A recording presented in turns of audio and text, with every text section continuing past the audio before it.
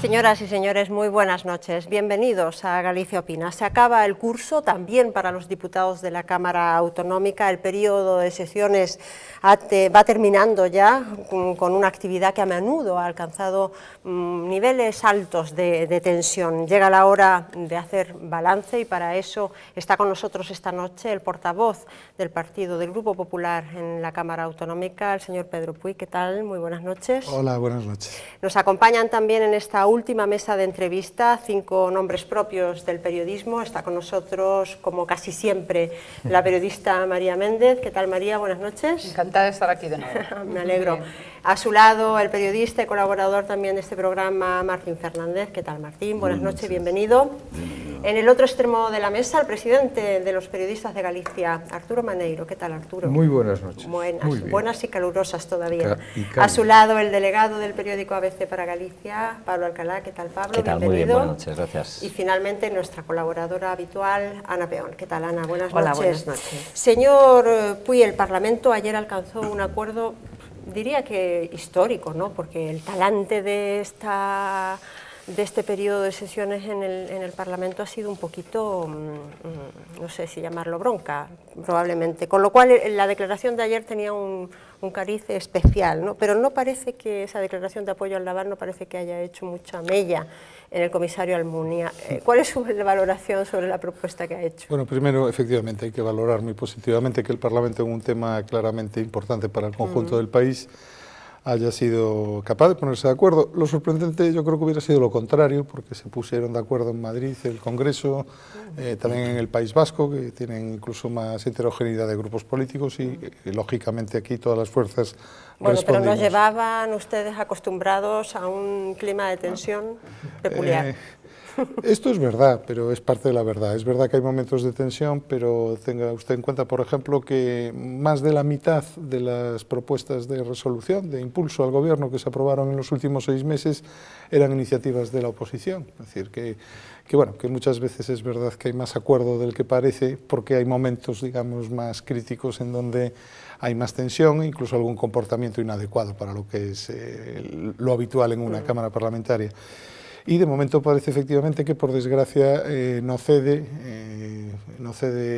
la Dirección General de Competencia que dirige el señor Almunia, que el señor Almunia va cediendo poco a poco. Primero parece que libera del pago de las cantidades a los astilleros, ahora parece que libera también a los armadores, pero evidentemente el sistema se sostiene sobre 3 patas y el armador encarga el barco al astillero, pero necesita una financiación.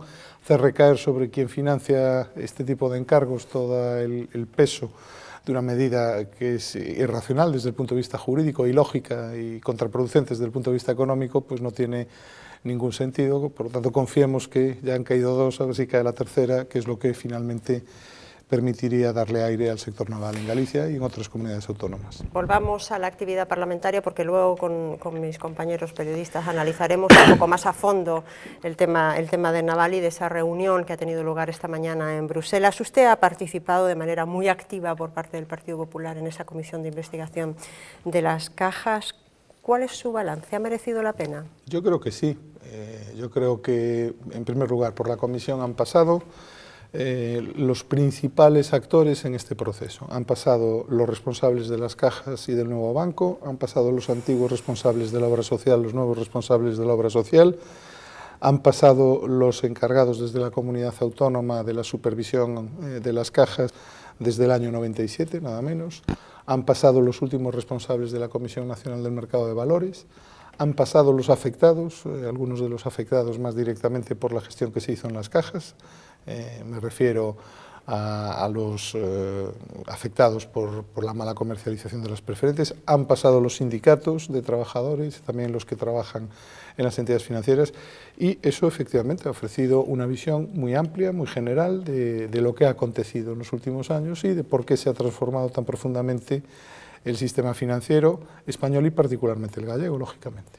Pero usted no se queda con un sabor un poquito amargo porque me ha dicho todos los que han pasado, pero no me ha dicho nada sobre las ausencias, ¿no? Es decir, hay un personaje del cual estamos hablando, de Joaquín Almunia, que es un personaje importante, hay otro personaje que tampoco ha comparecido, que es el exgobernador del Banco de España. ¿Usted no se queda con un regusto amargo? Hay 3 personas que no han comparecido. Hubo otra que hubo que sustituir porque entendió que tampoco debía venir por la obligación o el deber de reserva de la información que tienen quienes trabajan en el sector financiero. Hay 3 personas. Evidentemente hubiera sido mejor que estuviesen, pero también es verdad que van a contestar por escrito a las preguntas que se le hacen desde la comisión, ¿no?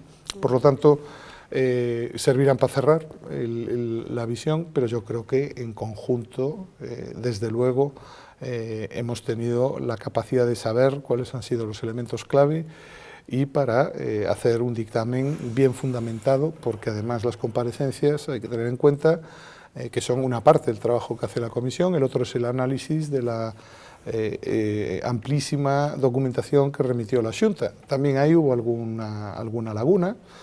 Nos hubiera gustado o podido tener acceso a las actas de los consejos de administración, porque las de las asambleas generales sí las pudimos consultar porque las remitió la Xunta, y alguna otra información, en este caso la del Banco de España, pero, insisto, han habido algunas lagunas o algunas cosas que hubiera sido mejor poder tener, o personas a las que poder hacerle preguntas, pero el conjunto yo creo que es suficientemente ilustrativo para saber qué es lo que pasó. Usted intentó también que los responsables de las antiguas cajas pidieran disculpas públicas ante lo sucedido. No parece que lo haya conseguido, ¿no? Una de las cosas a lo mejor que se recordará, ¿no?, de esta comisión de investigación, sí, es eso, ¿no? Sí, yo, más allá... Aunque es una cosa puramente formal, probablemente. Vamos a ver, ¿no? Se trata de que las personas que han generado con sus acciones, ya sin entrar en si ha habido buena, mala fe, una responsabilidad jurídica o no, quien es responsable de una decisión, si asume la responsabilidad, y en el caso de que una decisión con el tiempo se haya visto que es errónea, pues asumir que no fue una decisión correcta, ¿no? Y si además causa daño, pues lo lógico es pedir disculpas. Bien, es verdad que costó mucho que algunos pidieran disculpas, algunos no las pidieron, pero también es verdad que hubo, cosa que creo que les honra, quien las pidió, ¿no? Pero sí que es verdad que llama la atención porque en el fondo lo que demuestra es que no se asume la responsabilidad por algunas de las decisiones que se han tomado y que a lo largo de todas las comparecencias y también del análisis de la documentación que hay en la Comisión de Cajas se puede ver que hubo decisiones que efectivamente tuvieron mucho que ver con lo que está pasando, con que no existan las cajas de ahorro, que las cajas de ahorro gallegas no tengan participación en el banco que surgió de ellas, que la obra social está en riesgo y que haya, sobre todo, personas pues, que se hayan visto atrapadas en un producto financiero que claramente no era para ellos. Nova Galicia Banco ha dejado sus puertas abiertas esta tarde precisamente para dar posibilidad a quienes quieran recurrir a esa liquidez. ¿Cómo ve usted el futuro de Nova Galicia Banco? Bien, en estos momentos Nova Galicia Banco es un banco que está saneado gracias a que ha tenido una inyección de ayudas públicas, de dinero básicamente europeo, que por lo tanto, de acuerdo con la legislación europea, no solo con el famoso memorándum de entendimiento, tiene un plazo de 5 años para volver al mercado, ¿no? Esto lo exige la normativa de competencia, que también aplica el señor Almunia, y es porque entidades sanas pues no pueden competir con una que es sana porque tiene ayudas públicas. Esto sería desigual y por lo tanto está condicionada esa ayuda a pues una reducción del tamaño y a la salida al mercado de esa entidad en un plazo de tiempo que se da de 5 años, ¿no? Entonces, no se va a respetar. Bueno, el plazo es de 5 años y lo importante es que se venda en el momento adecuado, desde nuestro punto de vista, desde el momento adecuado que mejor facilite la continuidad como una entidad financiera independiente de Nova Galicia Banco. Ese momento parece que es este año, ¿no? En la comisión, los únicos que opinaron sobre este tema fueron los actuales gestores de la entidad. El señor Castellano da a entender que él cree que ahora es un buen momento, entre otras cosas porque él tiene la capacidad de movilizar inversores extranjeros que permitirían mantener la entidad funcionando como una entidad autónoma y, por lo tanto, que no se integrase o fuese absorbida por uno de los grandes grupos financieros. ¿Esa opción le parece más interesante que la opción de que se quede en una entidad española? A mí no me cabe la menor duda, por muchos motivos. De entrada porque, fíjese, como ha ocurrido, si hubiéramos perdido las cajas a través de un SIP, pues se hubieran integrado ya en otros grupos pues aproximadamente 700 puestos de trabajo, que son los de los servicios centrales, que además son puestos de trabajo de personas que tienen una buena retribución, por lo tanto tienen un impacto muy importante, tanto en Coruña como en Vigo, que son las ciudades donde están. Bueno, pues sería una pérdida de puestos de trabajo muy importante. A continuación vendría el cierre de oficinas en la medida en que se solapasen con las que tuviese la entidad adquirente.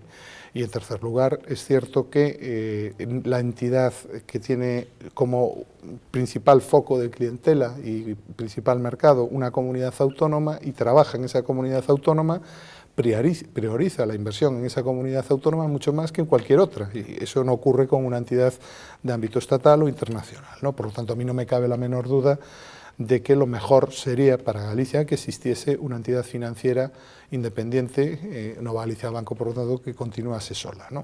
Y en esto han coincidido también buena parte de los expertos que han comparecido en la Comisión de Cajas, y por lo tanto, para nosotros, yo creo que no ofrece duda que la alternativa real, porque se proponen otras que no son reales ni son viables jurídicamente, por ejemplo, convertirla en una banca pública con carácter indefinido. Bueno, pues desde el punto de vista realista, para el país, para la economía gallega, es mejor que perviva el proyecto de una Nova Galicia Banco independiente.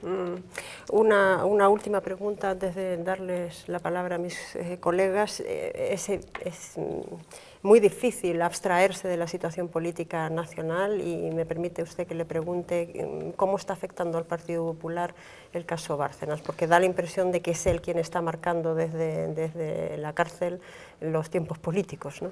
Es evidente que es un tema que a los que estamos trabajando en el Partido Popular y que no tenemos nada que ver con esas historias, pues nos preocupa porque, entre otras cosas, no solo distrae la atención sobre algunos logros que está consiguiendo el actual gobierno, sino sobre todo porque contribuye a enrarecer un ambiente político en el que, bueno, pues a veces de forma justificada, otras no, se tiende a generalizar con lo que es la clase política, etcétera. Entonces, lógicamente, aquellas personas que hemos trabajado y dedicado horas sin cobrar al Partido Popular, pues haciendo papeles, programas, etcétera, nos gustaría que este tema se aclarase cuanto antes, ¿no? Y esto es lo que confiamos, que la justicia aclare cuanto antes cuánto hay de verdad en todo lo que se publica, en todo lo que se dice, en todo lo que se sospecha.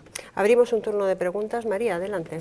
Sí, señor Puy, una de las sesiones más emotivas de la comisión fueron las que protagonizaron los preferentistas. Casi al borde ya del periodo estival y a punto de terminarse el mecanismo de arbitraje que, digamos, articuló la Xunta de Galicia para propiciar el arreglo en la devolución de los ahorros de muchos de estos inversores. ¿Cómo está ahora la situación y qué hay más allá del punto y final de esa Junta de Arbitraje que puede acabar este mes? Bien, así por citar números redondos, 2/3 partes de los más de 70.000 personas que tenían preferentes solicitaron el arbitraje. De esos, otras 2/3 partes, que son más de la mitad del total de los que tenían este tipo de productos, han recuperado la integridad de su inversión, que no era una inversión, que era un depósito, y se les ha devuelto por la vía del arbitraje.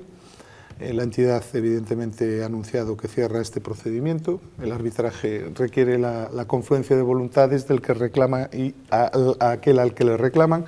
En este caso, la entidad ha decidido cerrar este procedimiento, con lo cual queda un porcentaje que es aproximadamente la mitad. Algunos habían solicitado arbitraje, otros no.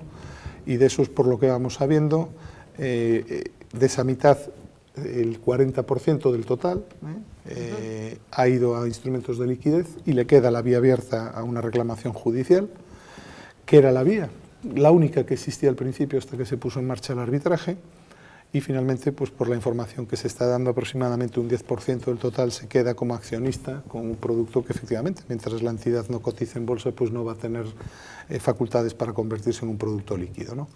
En definitiva, el arbitraje ha permitido que más de la mitad de las personas que tenían este tipo de productos recuperasen la totalidad de sus ahorros, y el resto, algunos pues se han quedado como accionistas de la entidad, y el resto pues tiene una vía abierta, que es la vía que siempre han tenido, que es la vía de la reclamación judicial, una vía en donde estamos viendo también que las sentencias se suceden casi todas en la misma dirección, ¿no? Por lo tanto, demuestra que el arbitraje pues a lo mejor no se debe de haber cerrado y que se debe haber permitido continuar con ese procedimiento que es mucho más económico, mucho más rápido y por lo tanto es mucho más eficaz para restablecer lo que nunca se debió de haber hecho, que era haber comercializado este producto de esta manera. Sí, con respecto al procedimiento judicial y ante la posibilidad de que se dé un bloqueo en las instancias judiciales por la gran cantidad de demandas, el presidente de la Xunta ya había advertido que se va a establecer o estudiar algún mecanismo para agilizarlo en las instancias jurídicas. ¿Se está estudiando esto? ¿Se está analizando? Sí. Hay, en primer lugar, tampoco debemos de olvidar que también compareció en la comisión el fiscal general del Tribunal Superior de Justicia de Galicia.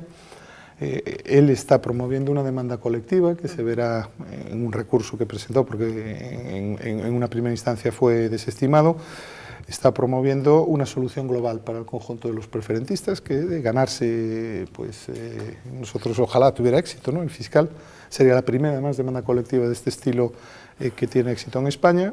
Bien, entonces esa vía está abierta, y luego está la vía individual de cada ciudadano, y lógicamente cada ciudadano, aconsejado por sus abogados, puede decidir dónde presenta una reclamación. Lo que ha hecho la Xunta ha sido ya llegar a un acuerdo con el Consejo General del Poder Judicial y con el propio Tribunal Superior de Justicia de Galicia, para que se especialicen y se doten de medios a dos juzgados, uno en la ciudad de La Coruña, otro en la ciudad de Vigo, de tal forma que en la medida en que los afectados por las preferentes acudan a esos tribunales, a esos órganos judiciales, pues tendrán una resolución previsiblemente más rápida que si entran en la cola del tribunal que les toque, por ejemplo, por su domicilio, ¿no? Entonces también se está intentando que la vía judicial pues tenga una resolución más rápida de lo que sería normal en otro tipo de demanda civil. Sí. Martín, adelante. Yo acaba de decir el señor Puy que en el futuro seguro que a todos nos gustaría ver, digamos, la galeguidad de la banca gallega, ¿no? Pero a mí me gustaría preguntarle cómo se articula esa galeguidad de la banca gallega, en vista de que aquí nunca hubo un sistema financiero gallego propiamente dicho, sino un sistema de cajas, y que una banca de titularidad pública tampoco parece ser viable. Y también habría que ver que los accionistas gallegos parece no están mucho por la labor de participar como accionistas en Caixa Galicia. Entonces, ¿cómo se articularía esa galeguidad? Primero, una precisión. Es decir, sistema financiero en términos técnicos, el sistema financiero opera en un mercado. Se puede decir que no hubo exactamente un sistema financiero en Galicia porque siempre se operó en el mercado español. Pero es verdad que en Galicia hubo bancos, algunos con éxito y hasta fechas muy recientes, como el Banco Pastor, y efectivamente la entrada en el mercado común y sobre todo el euro ha provocado un proceso de concentración bancaria que ha afectado a las entidades financieras gallegas y también a las cajas, aunque aquí por otros motivos, ¿no? Entonces, yo creo que nadie discute que el Banco de Santander es un banco español, ¿no? Y todo el mundo más o menos piensa que hay una persona que es la que toma las decisiones en el Banco Santander. Bueno, el señor Botín tiene un porcentaje muy minoritario de las acciones del Banco Santander, y la mayoría del capital del Banco Santander está en manos de fondos internacionales, ¿no? Bueno, pues esto no quiere decir que el Banco Santander no lo veamos como un banco español. ¿Por qué? Porque tiene su domicilio social en España, porque vende la marca España, porque opera en España, etcétera, etcétera, ¿no? Es más, cuando los bancos hacen también obra social, por decirlo de alguna forma, o hacen políticas de tipo altruista, etcétera, se concentran, lógicamente, allí donde operan. Esto, traducido al banco gallego, en este caso a Nova Galicia Banco, sería algo parecido. O sea, se trataría de que hay una entidad financiera, primero, que como opera en Galicia y su mercado es Galicia, y que tenga beneficios para retribuir los dividendos que en su momento los fondos, lógicamente, buscarán, tiene que servir a la sociedad gallega, tiene que prestar a las pequeñas y medianas empresas en Galicia, financiar el crédito en Galicia, ¿no? Por lo tanto, no es lo mismo que haya una entidad que tiene un mercado muy potente en Galicia que no la haya, porque entonces sí que es verdad que las decisiones se toman fuera y en una escala distinta. Es decir, ya no se mira una rentabilidad en términos de comunidad autónoma, se mira una rentabilidad en términos de, por lo menos, economía española. Por lo tanto, no hay la menor duda de que es bueno para la economía gallega, de la misma forma que no incide en exceso el hecho de que el capital no sea propiamente gallego, porque podíamos ponerlo al revés. Si hubiera capital gallego, lo que intentaríamos es que hubiera beneficios y, por lo tanto, el mecanismo, la forma de funcionar de la entidad financiera sería la misma. Buscar proyectos buenos para invertir en ellos y poder recuperar con un margen de intermediación el dinero que se presta, ¿no? Esto, evidentemente, si no hay banco, se pierde, ¿no? Por tanto, yo insisto, yo en esto no tengo muchas dudas de que para Galicia es mejor que exista Nova Galicia Banco. E incluso por otra cuestión ya general, que es el número de entidades que hay. Este proceso de concentración bancaria está llevando bueno, pues a una concentración de las entidades financieras que hacen que cada vez sean menos las ventanillas a las que uno tiene pues, para pedir un crédito hipotecario y ver si pues, tiene un poquito mejor, una negociación mejor, o si le cobran a uno por la tarjeta o no le cobran y todas estas cuestiones, ¿no? O sea que yo creo que en su conjunto no es malo que siga Nova Galicia Banco, sino que es bueno, y el hecho, galleguidad no lo vincularía tanto a capital como al hecho de que trabaja en Galicia y su negocio está en Galicia, por lo tanto financia los proyectos que hay en Galicia, ¿no? Cosa que no ocurriría si fuese integrado en un banco grande. Siguiendo con este tema, y después de lo que ha estado en la comisión y todo lo que ha pasado por allí, yo le preguntaría, ¿es más importante una entidad financiera gallega o resolver el tema de las preferentes? Digo, ¿qué se vio más en el ambiente de la comisión? Igual una cosa que otra. Y luego otra pregunta también, que cómo se sienten siendo digamos, el grupo que está realmente intentando resolver el problema, siendo acusados por aquellos que lo han creado. Sí, bueno, vamos a ver, son dos preguntas, ¿no? Yo creo que en la comisión, insisto, que vino mucha gente, además se ordenaron muy bien las comparecencias. Antes no mencionaba, por ejemplo, sin ir más lejos, a los auditores de las dos entidades y a los auditores que informaron la fusión. Yo creo que al final lo que había cada día era un interés por saber qué es lo que había pasado, ¿no? Y es verdad que casi todos los días pues, descubríamos algo nuevo y efectivamente, incluso pues, los que llevábamos algún tiempo en este tema, pues nos sorprendió saber y constatar que parte del problema de las preferentes es que al final no hay nadie que controle la emisión de este tipo de productos. Es una decisión que toma la entidad financiera, el Banco de España no controla, sino simplemente computa o no, en función del tipo de emisión que sea, si es capital principal o no.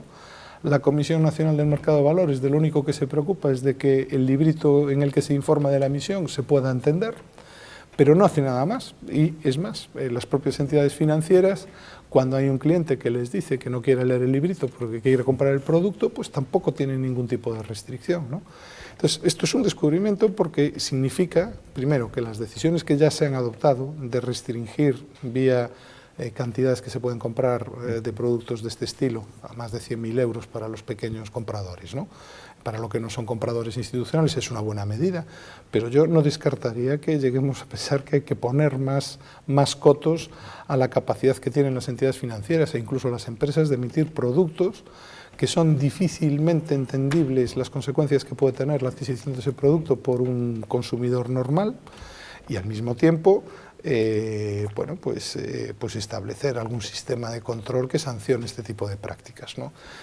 Por eso, la respuesta es que estuvo todo en el ambiente, que todos los días hubo cosas que nos llamaron la atención, algunas las sabíamos y se constataron, otras pues nos llamó la atención por lo que comentábamos antes, por ejemplo, pues la creencia de que se obró bien.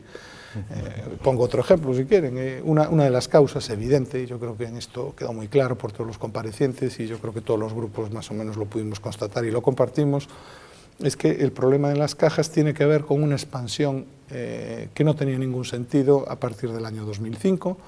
Las cajas salen de Galicia, van a mercados que están ya muy saturados, es decir, si se va a Valencia, pues las cajas de Valencia ya habían cogido el cliente bueno, entonces se abrían, iban y cogían lo que los otros no querían, bueno, y que buena parte del problema fue que esa expansión fue muy superior a la media no muy superior, pero fue superior a la expansión del crédito que tuvieron el resto de las entidades financieras en España, lo cual a su vez es una de las causas principales de la situación económica en la que estamos, ¿no? Bueno, pues por ejemplo, uno de los antiguos gestores de las cajas defendió esa estrategia. Dijo que una de las fórmulas o que uno de los problemas de que las cajas no hayan pervivido es no haber hecho una política más expansiva incluso hacia el exterior, hacia el extranjero, ¿no? Bueno, pues claro, este tipo de cosas pues llaman la atención y yo en ese sentido creo que fue muy útil la comisión prácticamente todos los días, ¿no? Pablo, adelante. Sí, un buen día en plena celebración de la Comisión Alternativa Galega de Esquerdas, va recogiendo periodistas por el pasillo y los invita a entrar en su sede y les entrega una documentación que hasta entonces los servicios jurídicos del Parlamento habían calificado como clasificadísima y prohibidísimo que saliese de esas paredes, ¿no? Primero, esto ha tenido escasísima repercusión en los medios, pero extraña más todavía que haya tenido escasa repercusión parlamentaria. No ha habido ningún tipo de consecuencia a este acto, ¿no? ¿Significa eso, quizá tiene usted una tercera respuesta, significa eso que la prohibición de los servicios jurídicos era absurda? Es decir, si esta documentación, su salida no tenía importancia, como parece que así ha sido, pues era absurda la prohibición de los servicios jurídicos, o que ya llega un momento en que se deja hacer absolutamente de todo a un grupo parlamentario. Bien, el tema es nuevo, ¿eh? Es la primera vez que esto ocurre, entre otras cosas porque es la primera vez que la Cámara trabaja con un material que es entregado solicitando el amparo del artículo que permite trabajar a los diputados con una documentación que no se puede hacer pública, ¿no? Bien, en segundo lugar, esto está en manos de los servicios jurídicos de la Cámara, que han hecho recientemente una nota en la que se ha dicho que efectivamente esto está siendo analizado y se va a hacer algo probablemente una vez que termine la comisión, porque es decir, la comisión han terminado las comparecencias, pero no el trabajo.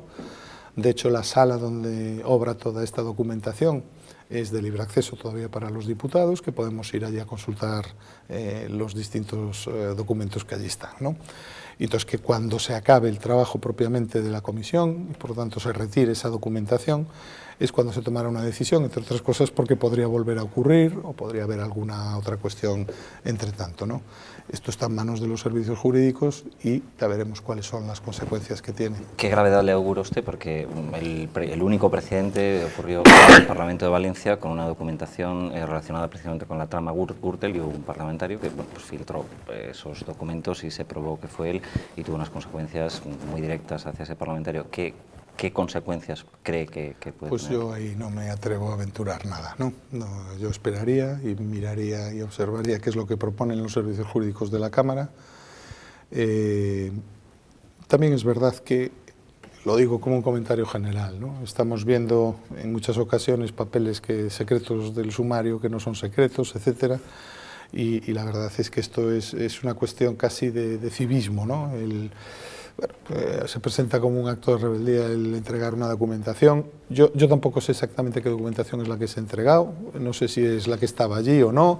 Quiero decir que habrá que chequearlo. 3 auditorías y un informe, el sí, informe pero de KPMG. Usted no sabe si es lo que hay allí o si es completo o no. sé si es Entonces completo, todo esto lo pero lógico bueno, es que lo aborden los propios servicios jurídicos de la Cámara y en su caso que hagan una propuesta razonable de cumplimiento del reglamento de la Cámara, que efectivamente establece que los diputados tienen obligaciones, tenemos muchos derechos y tenemos alguna cuestión que nos diferencia del ciudadano normal, que podemos llamar incluso un privilegio, precisamente por la función que desempeñamos, pero también tenemos obligaciones y cuando se incumplen conlleva lógicamente pues algún tipo de sanción.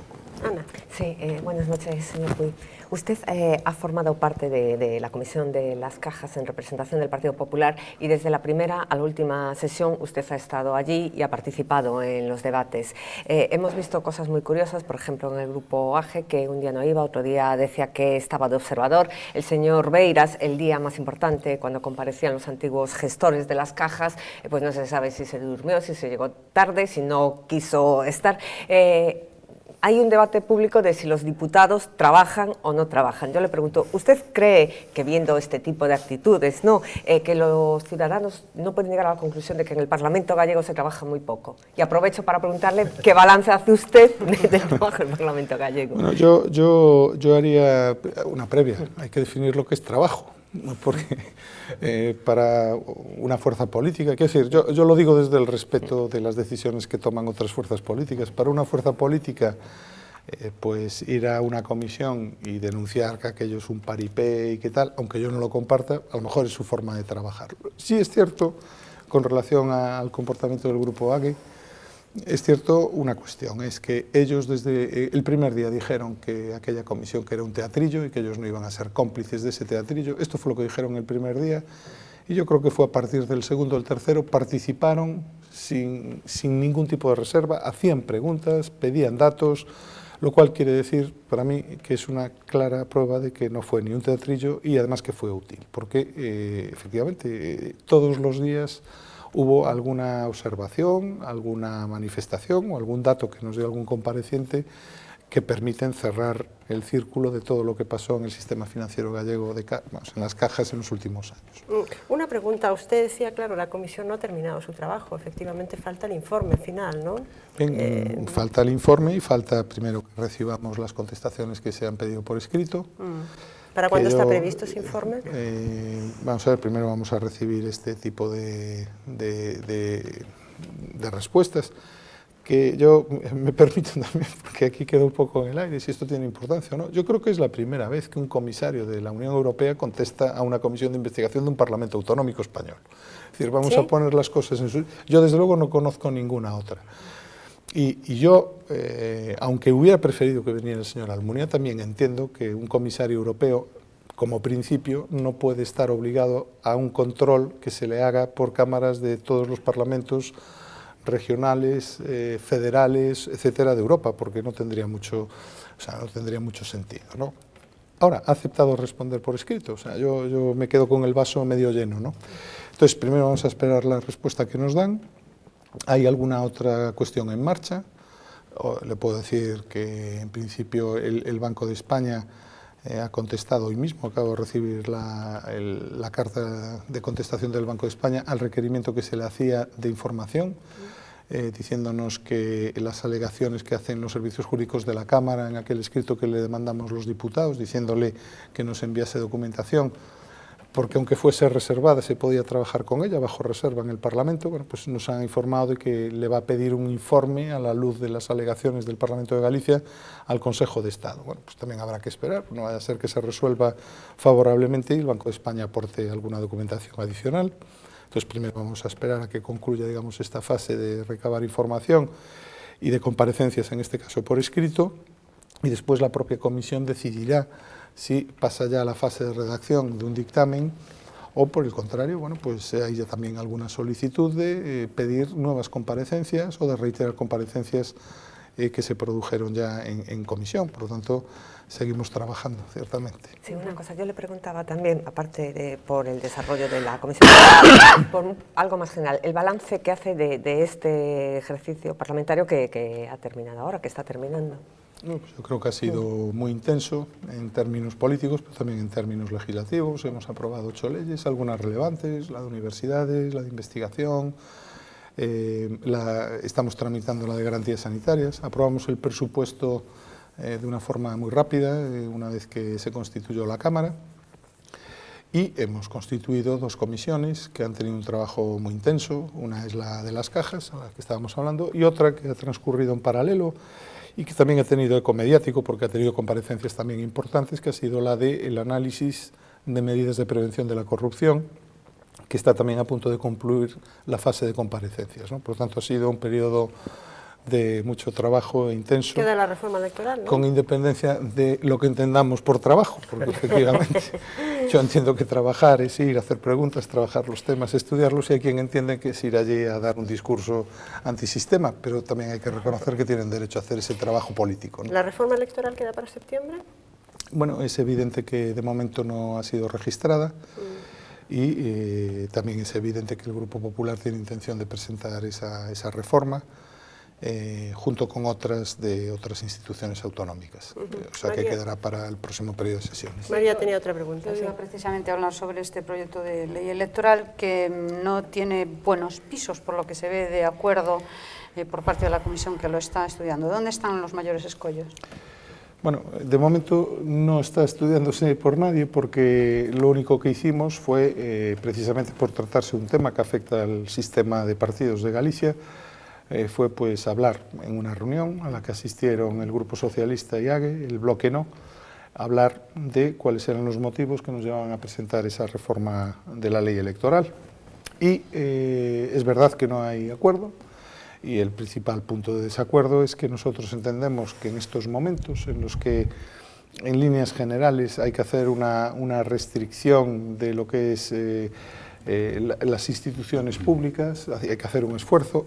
El Parlamento, a través de los presupuestos, está siguiendo un esfuerzo a profesores, a médicos, a personal sanitario, de hacer un esfuerzo de trabajar más y bueno, pues de plazas que no se cubren para hacer sostenible el gasto. Pues nos parecía que el Parlamento debía acompañar a la sociedad en el esfuerzo que el propio Parlamento le exige a la sociedad. Los partidos de la oposición entienden que no, que eso afecta al principio de representatividad. Nuestro contraargumento es que ese principio está en el Estatuto, que establece que los diputados serán entre 60 y 80, que por lo tanto dentro de ese rango se entiende que la representatividad del pueblo gallego está bien lograda y que es el momento quizás ahora de ir a un rango bajo y no a un rango alto de representación. Pero bueno, en definitiva, nosotros llevamos eso en el programa electoral, intentamos buscar acuerdos con la oposición, atenderemos posiblemente en el debate parlamentario alguna sugerencia de mejora que se haga cuando se nos dé un argumento razonable o atendible, pero en definitiva pues tramitaremos esa reforma que en todo caso tendrá efectos para las próximas autonómicas, es decir, que tenemos margen de tiempo para que se apruebe. Margen de maniobra. Señor Puy, ha sido un placer, muchas gracias por acercarse hasta aquí, contestar nuestras preguntas, le deseamos feliz verano cuando se coja esas vacaciones. Muchas gracias y muy buenas noches. Muchas gracias y yo les deseo que sobrevivan a los calores de este estudio, porque conviene aclarar que no sudo por las preguntas, sino por el calor que hace. Mejor, no le hemos puesto demasiado en aprieto, sin lugar a duda. Muchas gracias. Muchas gracias y muy buenas noches. Hacemos una pequeña pausa de 2 minutos y volvemos. Seguiremos asados de calor aquí en Galicia Opina. Hasta ahora mismo.